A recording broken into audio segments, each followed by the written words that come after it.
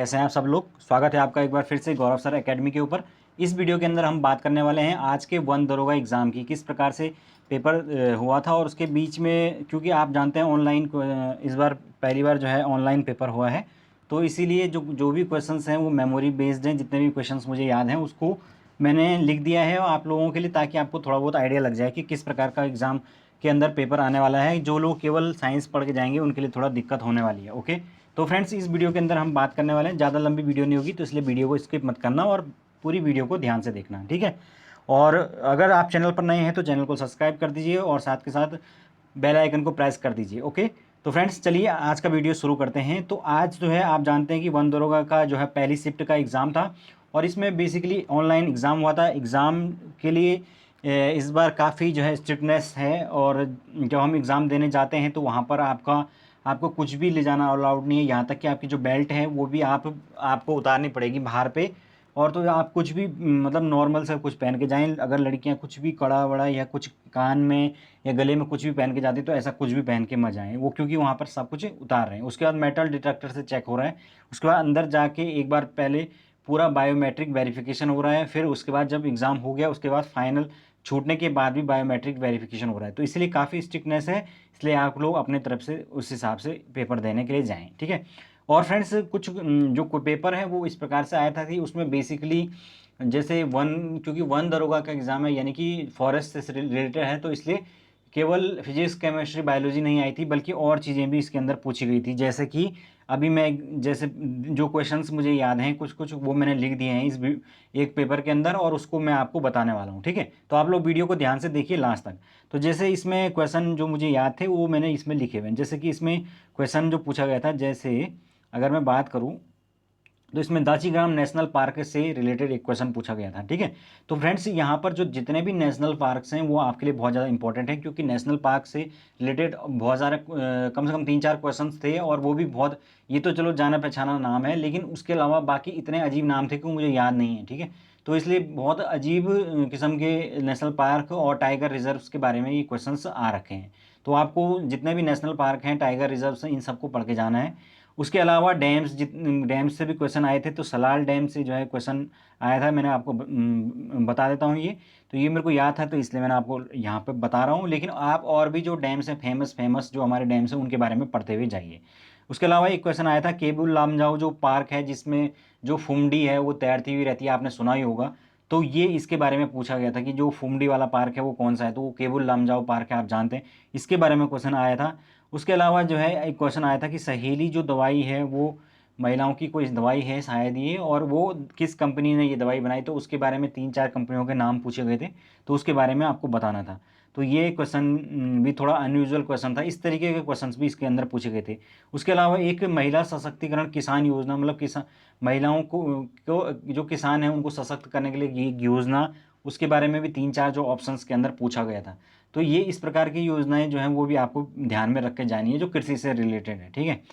और क्योंकि next shift में जो पेपर आएगा वो तो अलग ही आएगा ना, लेकिन इससे थोड़ा आपको आइडिया लग जाएगा कि किस प्रकार के क्वेश्चंस पूछे जा रहे हैं।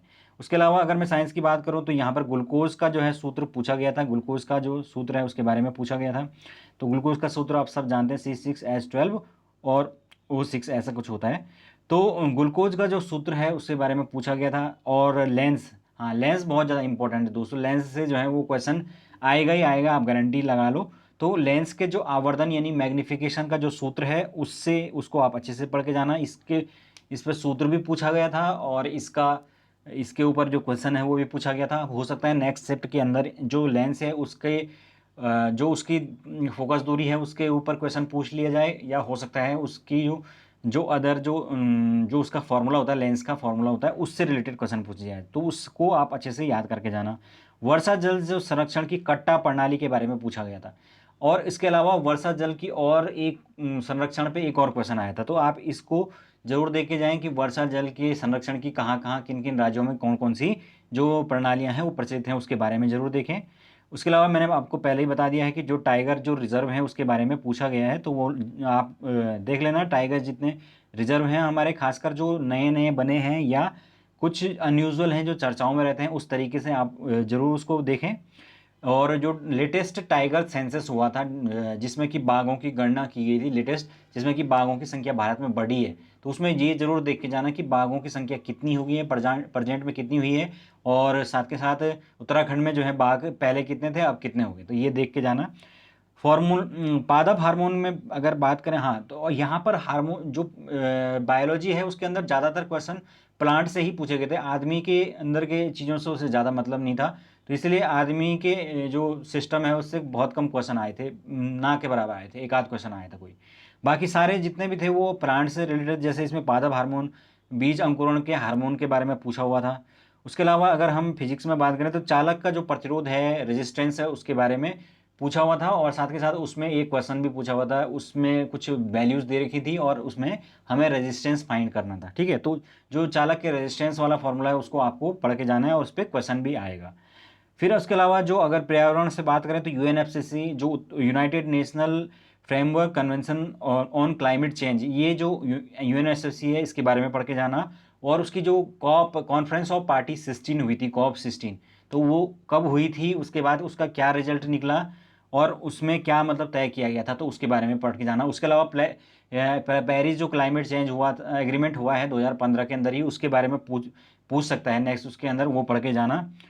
नेक्स्ट इसमें आया था कार्बन के बाह्य कक्ष में इलेक्ट्रॉन की संख्या, तो ये आसान क्वेश्चन था, इस तरीके से एक आध कुछ क्वेश्चन आसान भी थे। और ग्रेफाइट का सूत्र पूछा हुआ था, और आप जानते हैं कि ग्रेफाइट जो है वो कार्बन का ही अपरूप है ना, तो इसका सूत्र पूछा हुआ था।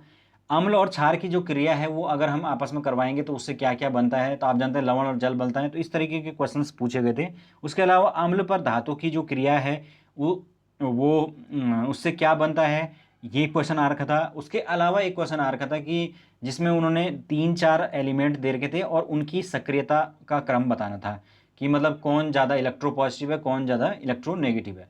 तो इलेक्ट्रो पॉजिटिव, उसके लिए आपको आवर्त सारणी का पता होना जरूरी है कि जो सबसे लेफ्ट साइड होते हैं दोस्तों वो आपके इलेक्ट्रो पॉजिटिव होते हैं, क्योंकि मेटल होते हैं, और जैसे जैसे हम लेफ्ट टू राइट बढ़ते चले जाते हैं तो आप नॉन मेटल की तरफ बढ़ते चले जाते हैं।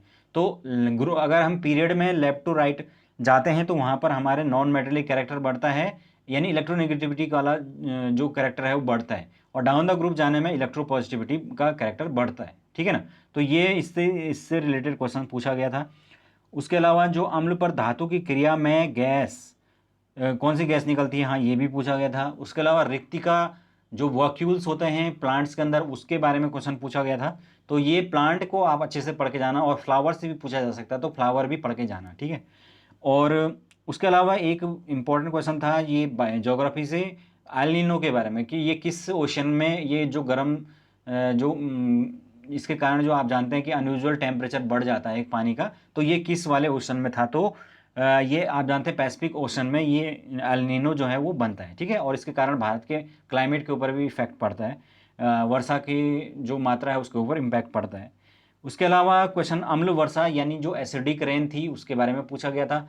उसमें आप बेसिकली इसमें पीएच पूछा हुआ था, पीएच 3-4 पीएच दे रखे थे, तो उसके बारे में पूछा हुआ था। लेकिन आपसे ये भी पूछा जा सकता है कि अम्ल वर्षा किन किन कारणों से होती है, ये सारी चीज़ें आप पढ़ के जाना। उसके जो क्या क्या होते हैं वो सल्फर डाइऑक्साइड, नाइट्रस ऑक्साइड, इस तरीके के जो दो एलिमेंट्स होते हैं उनके नाम, ठीक है, उसके बारे में डिटेल से पढ़ के जाना। उसके अलावा असम ब्रह्मपुत्र नदी के ऊपर, यहाँ पर जो ब्रह्मपुत्र नदी है उसके ऊपर कौन कौन से ये जो नेशनल पार्क हैं, उस एक दो नेशनल पार्क थे वो उनके नाम मुझे याद नहीं है, लेकिन उसके बारे में पूछा हुआ था। उसके अलावा दोस्तों यहाँ पर केरल के जो नेशनल पार्क हैं उनके बारे में भी ये निम्नलिखित में से कौन सा नेशनल पार्क केरल के अंदर है, और 3-4 थे, वो सारे ही नाम अनयूजुअल थे, मतलब मैंने पहले नहीं सुने हुए थे, उस तरीके के ऑप्शंस दिए हुए थे। उसके अलावा अगर हम बात करें केमिस्ट्री में तो बहुलक यानी पॉलीमर्स से क्वेश्चन थे, जिसमें आपका ब्यूना एस हो गया, ब्यूना एन हो गया, बेकेलाइट हो गया, रबड़ हो गया, इनके बेसिकली ये किस मतलब इनको बनने में कौन कौन से जो मोनोमर्स हैं वो यूज होते हैं जिनको मिलाकर ये पॉलीमर बनते हैं, तो ये आप अच्छे से पढ़ लेना। रबड़ में खासकर बेकेलाइट में ब्यूना एस, ब्यूना एन, जितने भी पॉलीमर हैं इनके बारे में जरूर पढ़ लेना। उसके बाद रबड़, रबड़ के बारे में पढ़ लेना। प्लांट सेल, प्लांट जो सेल है उसके बारे में डिटेल से पढ़ लेना, क्योंकि प्लांट सेल से क्वेश्चन आ रखे थे। अब मैं तो बायोलॉजी में उतना अच्छा नहीं हूँ तो इसलिए मुझे ठीक से आए नहीं वो क्वेश्चंस, लेकिन जो जो अगर अच्छा करना चाहते हैं तो उन्हें प्लांट के बारे में, फ्लावर के बारे में अच्छे से पढ़ के जाना है। और उसके अलावा फाइलम जो बायोलॉजी के अंदर एक वो होता है ना, जो क्या होता है, वर्गीकरण किया होता है अलग अलग तो उस वर्गीकरण से भी क्वेश्चन आ रखे थे, ठीक है, तो वो पढ़ के जाना आप। उसके अलावा एक क्वेश्चन आ रखा था कि चंद्रमा का अगर आकार गोल मान लिया जाए तो उसके और पृथ्वी के बीच का जो है वो कोण कितना होगा, ऐसा कुछ क्वेश्चन था। तो इस तरीके के ट्रिकी क्वेश्चंस भी कुछ पूछे गए थे। उसके अलावा नाइट्रोजनीकरण, जो नाइट्रोजनीकरण होता है वो किस प्रकार से होता है, विनाइट्रोजनीकरण, इससे क्वेश्चन आ रखा था, ठीक है। और जो उसके जो बैक्टीरिया होते हैं कौन कौन से होते हैं, उससे क्वेश्चन आ रखा था। उसके अलावा पौधों में वाष्पोत्सर्जन जो है वो किस प्रकार से होता है, उससे क्वेश्चन आ रखा था। ऊष्मा यानी हीट से रिलेटेड एक न्यूमेरिकल आ रखा था, जिसमें हीट का फॉर्मूला मुझे याद नहीं था इसलिए मैं नहीं करा वो, लेकिन उसमें आपको निकालना था, ठीक है ना। उसके अलावा अगर हम बात करें विद्युत धारा की, तो इलेक्ट्रिक करंट की उससे क्वेश्चन आ रखा था, ठीक है। इलेक्ट्रिक करंट का जो फॉर्मूला होता है उसको आपको याद करके जाना है, और उसके बेस्ड जो है वो क्वेश्चन आ रखा था। फिर एक किबू नेशनल पार्क करके था, कीवी नेशनल पार्क, तो वो इसमें सारे ऑप्शन फॉरेन के थे, लंदन, अफगानिस्तान और साउथ अफ्रीका, इस प्रकार के ऑप्शन थे इसमें। तो ये एक आध क्वेश्चन जो हैं वो बाहर के भी कुछ पूछे जा रहे हैं। उसके अलावा आपको वनों के बारे में पढ़ना है कि जो उष्णकटिबंधीय वन है वहाँ पर कौन कौन से पेड़ होते हैं, शीतोष्ण कटिबंधीय, शीत कटिबंधीय, और जैसे ये चीड़, पाइन वगैरह, ये किन किन वनों में अंदर होते हैं, इससे क्वेश्चन आ रखे थे।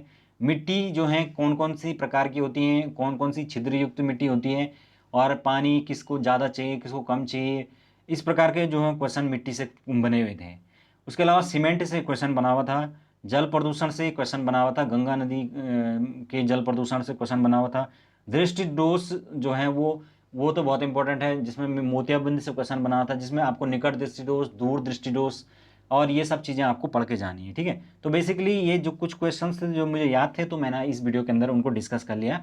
आई होप आपको थोड़ा बहुत आइडिया लगा होगा। तो बेसिकली आपको न केवल केवल साइंस पढ़नी है, बल्कि उसके अलावा आपको क्या कहते हैं, नेशनल पार्क पढ़ के जाना है, मिट्टियों के बारे में, क्लाइमेट चेंज के बारे में जो थोड़ा बहुत आइडिया होना चाहिए, और उसके अलावा थोड़ा बहुत जो मैंने आपको ये टॉपिक्स बताए हैं इनके बारे में, और ये इन्वायरमेंट के जो ये हुए हैं प्रमुख कन्वेंशन, जैसे कि आपका 1992 में आपका जो इन्वायरमेंट के बारे में जो विश्व सम्मेलन हुआ था उसको पढ़ के जाना। कॉन्फ्रेंस ऑफ पार्टीज़ क्या होती है, यूएनएफसीसीसी का जो है वो क्या होता है, उसके बारे में पढ़ के जाना। पेरिस क्लाइमेट चेंज एग्रीमेंट के बारे में पढ़ के जाना, और प्रमुख जो ये जो मतलब जो ग्लोबल वार्मिंग के लिए कौन कौन सी गैसें जिम्मेदार हैं, ये सब चीज़ें पढ़ के जाना। तो फ्रेंड्स, इस वीडियो के अंदर इतना ही है, और ज़्यादा लंबा मैं वीडियो नहीं करना चाहता ताकि आप लोग बोर ना हो, और आप लोगों को अब पढ़ना भी है, तो आने वाले जितने भी शिफ्ट हैं उसके अंदर आप लोग अच्छे से अपनी तैयारी कीजिए, ठीक है। तो ऑल द बेस्ट आपके लिए कल के, और जो भी जितने दिन भी आप लोगों के एग्ज़ाम है, जिस दिन, ओके। तो thank you so much, have a good day.